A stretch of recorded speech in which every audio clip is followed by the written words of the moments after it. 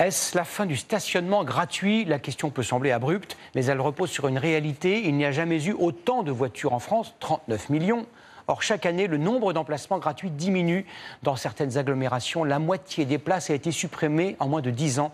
Reportage à Toulouse et à Nantes d'Élise Kousmac, Florian Legoïc et Stécie Petit. Au moment de stationner, c'est tous les jours un peu la loterie pour Dominique, résident de ce quartier toulousain. Ce soir-là, bonne pioche.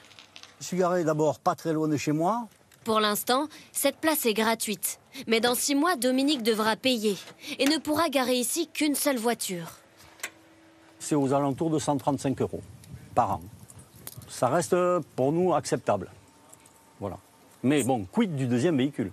S'il stationne une deuxième voiture ici, il devra payer plein tarif. Une dépense qu'il estime à 100 € par mois. Ce quartier vient s'ajouter à la liste des 56 autres, où il est devenu quasi impossible de se garer gratuitement. Et Toulouse n'est pas la seule ville à élargir le stationnement payant.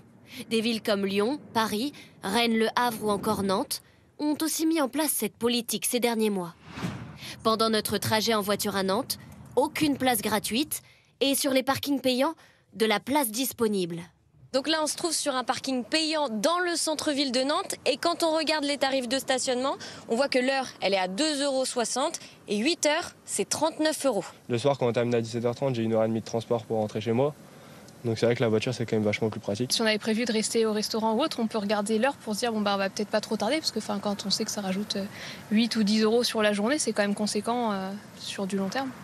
Le quartier de Chantenay, à Nantes, est l'un des derniers à avoir vu son stationnement devenir payant il y a 1 an.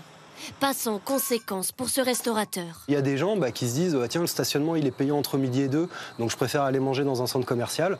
En 2024, les recettes du stationnement payant ont augmenté de 30% ici à Nantes. Une manne financière qui intéresse beaucoup les villes, qui doivent faire face à de nouvelles dépenses liées aux évolutions climatiques.